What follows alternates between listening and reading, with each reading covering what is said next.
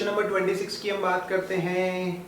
A particle having a charge 2 into 10 की power minus 6 coulomb is placed directly below and at a separation of 10 centimeter from the bob of a simple pendulum at rest. The mass of the bob is 100 gram. What charge should the bob be given so that the string becomes loose? That's an important question. देखो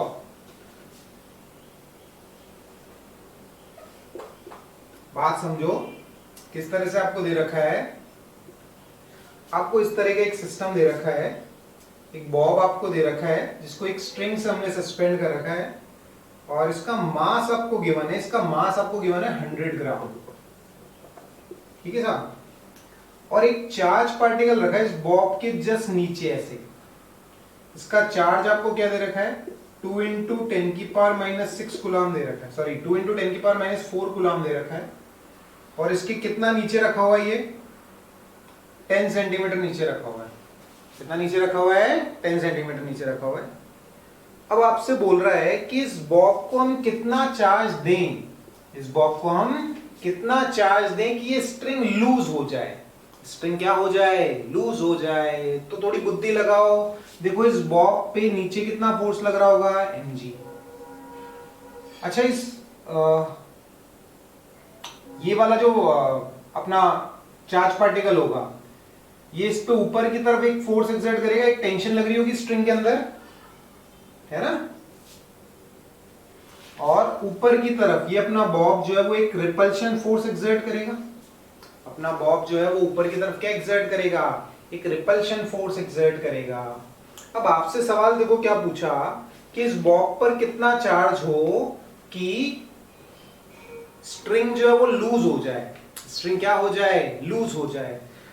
सोचो string lose कब होगी, for string to lose, for string to lose tension in string, tension in string T कितनी हो जानी चाहिए, 0 हो जानी चाहिए। टेंशन इन स्ट्रिंग कितनी हो जानी चाहिए, 0, है ना।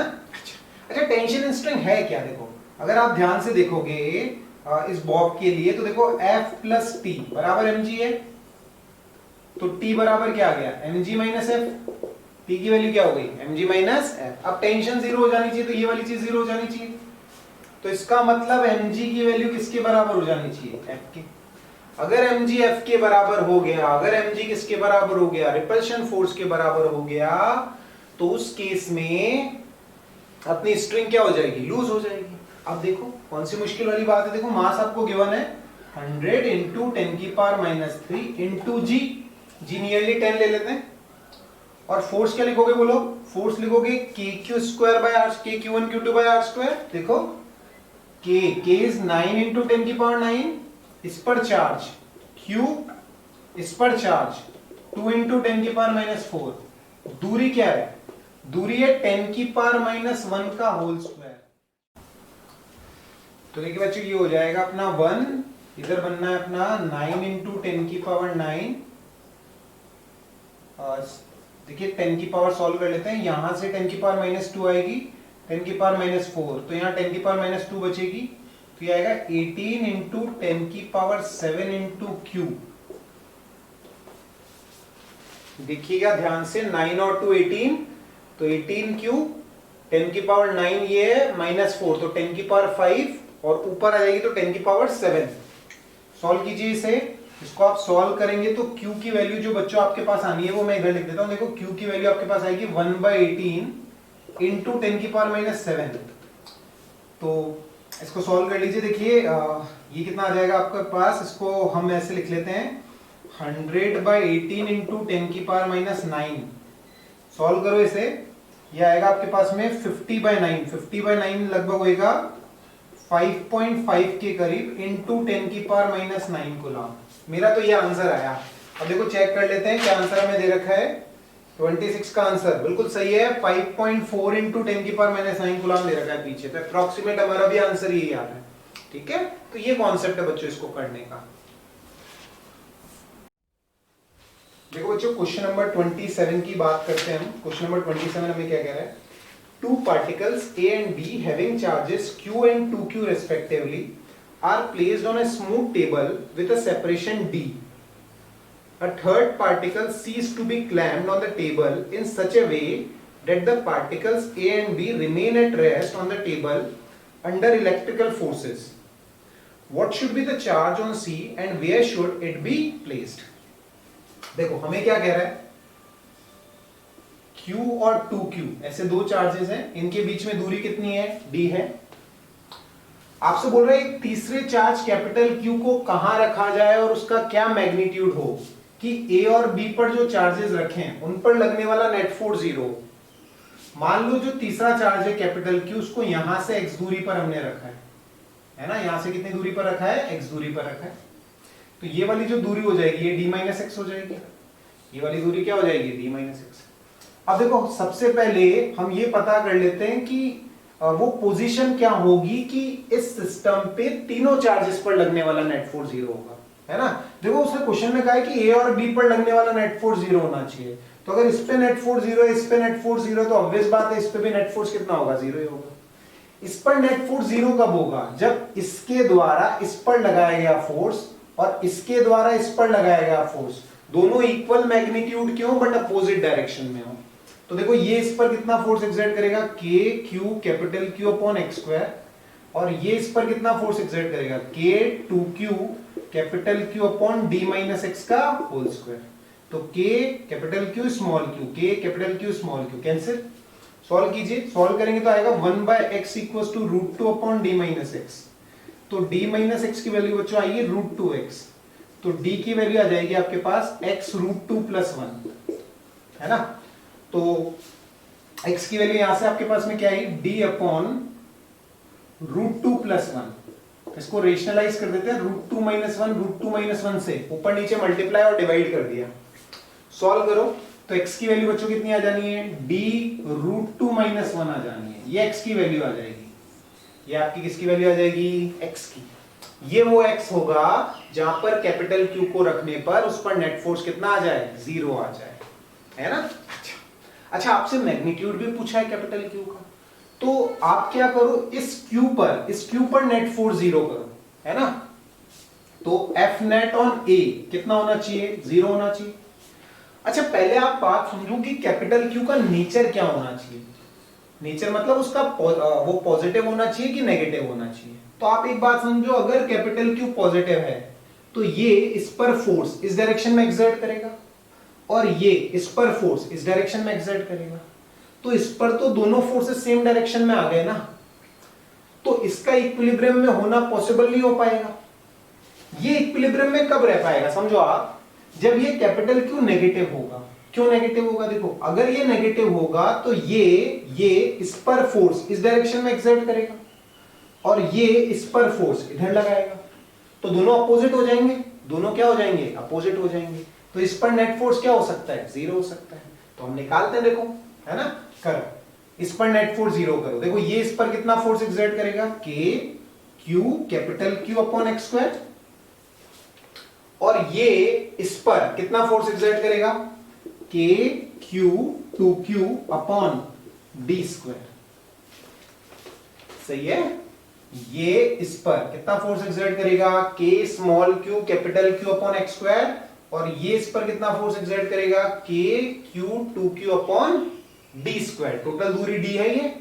सॉल्व करते देखो, के क्यू कैंसिल, तो कैपिटल Q की वैल्यू आएगी बच्चों 2Q x square by D square, 2Q x square by D square. क्या आएगा देखो, 2Q एक्स स्क्वायर क्या आएगा, डी स्क्वायर √2 - 1 का whole square upon d square. ये कैंसिल हो गया, है ना। सॉल्व करो, कैपिटल Q की वैल्यू 2Q, इसका होल स्क्वायर ओपन करते हैं, ये आएगा 2 + 1 - 2√2, है ना।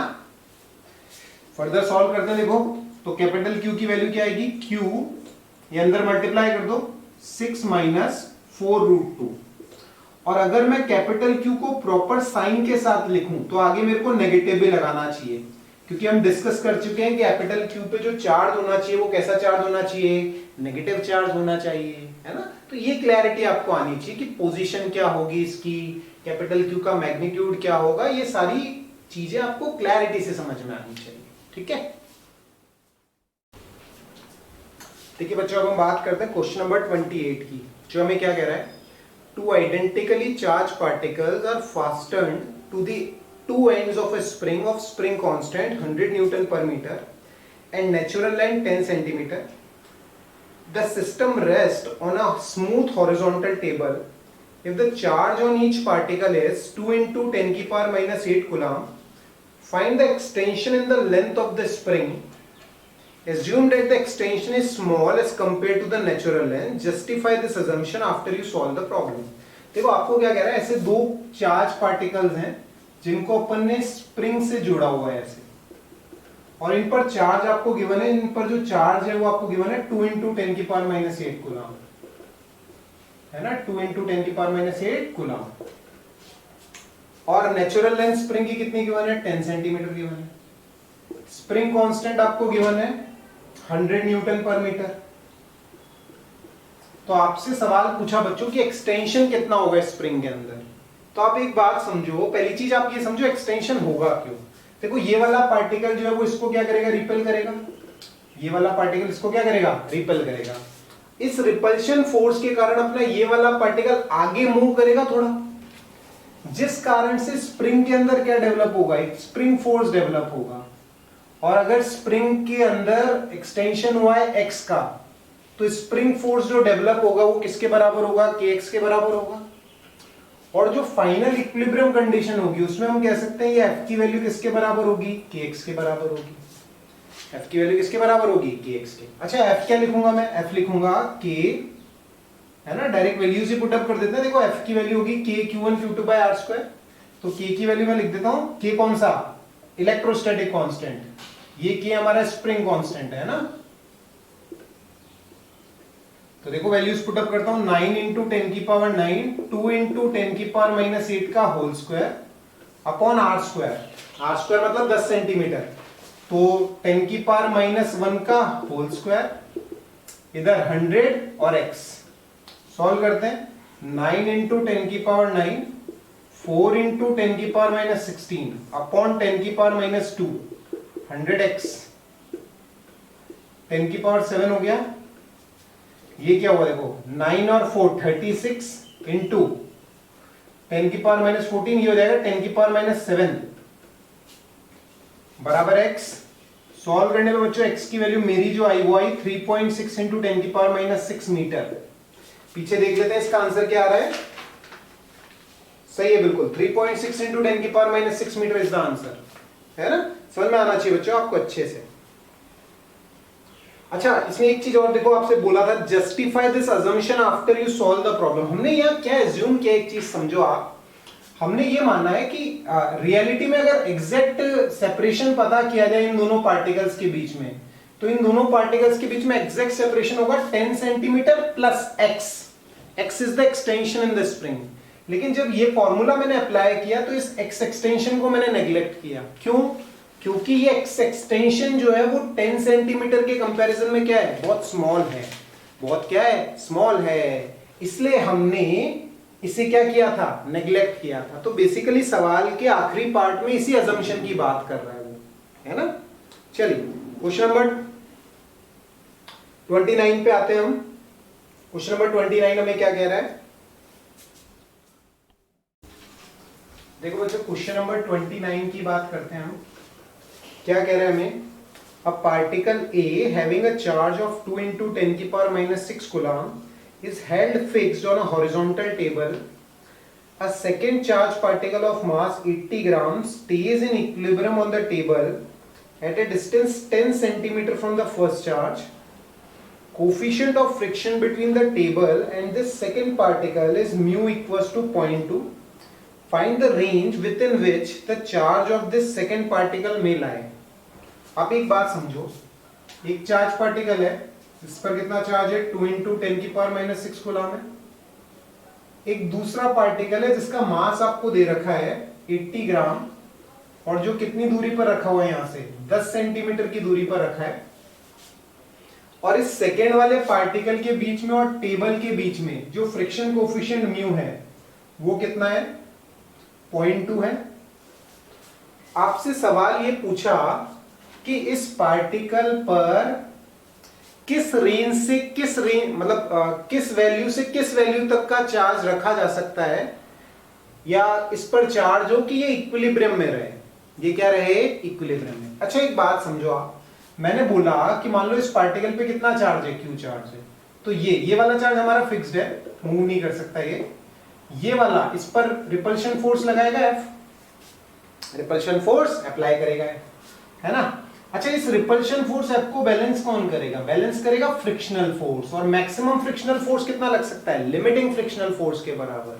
अच्छा आपको पता होना चाहिए लिमिटिंग फ्रिक्शनल फोर्स की वैल्यू होती है म्यू इनटू एन, और एन होता है नॉर्मल रिएक्शन, जो नॉर्मल रिएक्शन यहां हो जाएगा हमारा mg के बराबर, नीचे mg ऊपर नॉर्मल रिएक्शन mg के बराबर हो जाएगा। तो बेसिकली आपको करना क्या है, f की वैल्यू fl के बराबर कर देनी है। f की वैल्यू किसके बराबर कर देनी है, fl के बराबर। देखो f की वैल्यू निकालो, क्या आती है बोलो, k 2 into 10 की पावर -6, k की वैल्यू भी पुट अप कर देता हूं मैं, 9 into 10 की पावर 9, इस पर चार्ज कितना है q, दूरी 10, तो 10 की पावर -1 का होल स्क्वायर, 10 की पावर -1 का क्या हो गया, होल स्क्वायर। म्यू कितना देगा बच्चों आपको, 0.2, m 80 into 10 की पावर -3, g की वैल्यू 10 पुट अप कर देता हूं मैं नियरली। इसको सॉल्व करके बच्चों हम q की वैल्यू निकालते हैं। देखो q की वैल्यू निकालो आप, कितनी आती है, देखो 10 की पावर -3, ये 10 की पावर -3 कैंसिल, और नीचे 10 की पावर -2, तो ये 10 की पावर -1 आ जाएगा, है ना। कैलकुलेशन अच्छे से करनी है हमें, 10 की पावर -3 यहां से किया है अभी, ये 10 की पावर 9, 10 की पावर -1, तो 9 और 2 18, और ये हट गया, और 10 की पावर कितनी हो गई 8 इंटू क्यू बराबर, यहां क्या लिख दिया जाएगा, यहां ये हो जाएगा 10 इंटू 0.22, 80 इज 160, सही है। तो Q की बच्चों जो वैल्यू आनी है वो आनी है 160 अपॉन 18 इंटू 10 की पावर 8, 18 इंटू 10 की पावर 8। इसको सॉल्व कीजिए आप, ये होता है 9, ये होता है 80, तो लगभग ये आ जाएगा 9 इंटू 10 की पावर -8 कुलाम के करीब। अप्रोक्सीमेट आंसर इज 9 इंटू 10 की पावर -8 कुलाम। पीछे देख लेते हैं क्या आंसर आया है, क्वेश्चन नंबर 29 है हमारा, 8.71 इंटू 10 की पावर -8 आया, अप्रोक्सीमेट आंसर इज सेम। अच्छा एक बात आप समझो, ये जो मैंने कंसिडर किया था इस पे चार्ज, अभी मैंने इन दोनों के बीच में रिपल्शन फोर्स कंसिडर किया था, तो मैंने ये वाला चार्ज पॉजिटिव लिया था। सोचो अगर ये वाला चार्ज इस पर नेगेटिव चार्ज होता, तो ये वाला जो फोर्स लग रहा होता, ये इस पर इधर लग रहा होता, और लिमिटिंग फ्रिक्शनल फोर्स किधर लग जाता, पीछे लग जाता। तो चार्ज की रेंज क्या हो गई, range of charge will be, range of charge हो जाएगी आपकी प्लस माइनस क्यू मतलब +9 इंटू 10 की पावर -8 कुलाम, मतलब -9 इंटू 10 की पावर -8 कुलाम से +9 इंटू 10 की पावर 8 कुलाम के बीच का कोई भी चार्ज आप रख दो, ये वाला चार्ज पार्टिकल हमारा क्या रहेगा, रेस्ट पे रहेगा। आप एक बात समझो, अगर चार्ज की वैल्यू इससे कम होगी, मान लो कुछ 6 इंटू 10 की पावर -8 है, उस केस में भी ये इक्विलिब्रियम में ही रहेगा। बस उस केस में यहां पर लगने वाला जो फ्रिक्शन है वो स्टैटिक फ्रिक्शनल फोर्स होगा, लिमिटिंग फ्रिक्शनल फोर्स नहीं होगा।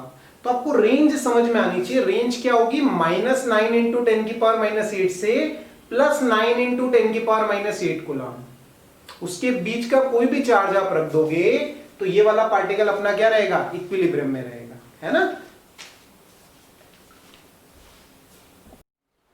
देखो बच्चों क्वेश्चन नंबर 30 की बात करते हैं हम, क्या कह रहे हैं हमें, a particle A having a charge of 2 into 10 की power -6 coulomb and a mass of 100 gram is placed at the bottom of a smooth inclined plane of inclination 30 degree. Where should another particle B having same charge and mass be placed on the incline so that it may remain in equilibrium? देखो क्या बोल रहा है, इस तरह से एक inclined plane है आपके पास में, और इंक्लाइन प्लेन का जो एंगल दे रखा है हॉरिजॉन्टल के साथ वो आपको दे रखा है 30 डिग्री, और एक पार्टिकल है जिसका चार्ज आपको दे रखा है 2 इंटू 10 की पावर -6 कुलाम, और ये कहाँ रखा हुआ है, बॉटम पे रखा हुआ है। मास भी गिवन है आपको, इसका 100 ग्राम मास गिवन है। और ये बोल रहा है आगे, where should another particle be having same charge and mass be placed on the incline so that it may remain in equilibrium. किसी दूसरे चार्ज पार्टिकल को having same mass and same charge कितनी दूरी पर रखें इंक्लाइन प्लेन पर कि ये इक्विलिब्रियम में रह सके, है ना। ऐसे सवाल बच्चों हमसे पूछा। देखिए एक तो बॉटम पे रखा हुआ है ना। अगर आप देखेंगे तो इस वाले पार्टिकल पे नीचे कितना फोर्स लग रहा है, mg sin 30 लग रहा है। कंपोनेंट करने सबको आने चाहिए। mg sin 30, mg cos 30, ऊपर नॉर्मल लगेगा, नॉर्मल mg cos 30 को बैलेंस कर देगा। और अगर आप देखेंगे तो ये वाला चार्ज पार्टिकल इस पर ऐसे रिपल्शन फोर्स एक्सर्ट करेगा, Q की वैल्यू 2 × 10⁻6 ही है।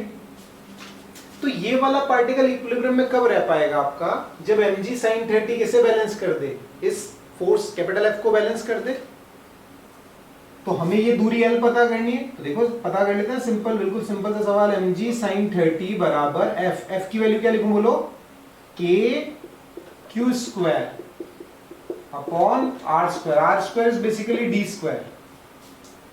m कितना दे रखा है आपको, मास दे रखा है बच्चों आपको 100 ग्राम, है ना। तो कितना हो जाएगा 100 × 10⁻³ इंटू 10 इंटू 1/2। ये कितना हो जाएगा 9 × 10⁹, 4 × 10⁻12 अपॉन D²। अपॉन में क्या हो जाएगा, D² हो जाएगा। तो ये अगर आप देखेंगे 1/2, तो यहां से D² की जो वैल्यू आएगी वो आएगी 9 × 8 × 10⁻3। ध्यान से देखिएगा, 2 × 4 8 हो जाएगा, तो 9 × 8 × 10⁻3, बस ये हो जाएगा, है ना। तो D² की वैल्यू बच्चों देखो कितनी आती है, सॉल्व कीजिए। D² की वैल्यू आएगी 9 8 72 × 10⁻3। तो D की इसको मैं ऐसे लिख देता हूं, D² बराबर 7.2 × 10⁻2 मीटर। तो D की वैल्यू जो बच्चों आएगी, आपको √7.2 लेना पड़ेगा, जो लगभग हो जाएगा हमारा 2.6 के करीब, है ना। और 2.7 बोल देते हैं, 2.7 × 10⁻1 मीटर। तो मेरा आंसर आया 2.7 × 10⁻1 मीटर। पीछे चेक कर लेते हैं, आंसर सही है। Answer is 27 centimetre from the bottom, है ना। सही आंसर आया हमारा, है ना 27। इसको आप लिख सकते हैं 27 × 10⁻2, है ना। तो कितना हो जाएगा, ये एकदम एग्जैक्ट आंसर है 27 सेंटीमीटर। सिंपल सा क्वेश्चन बिल्कुल।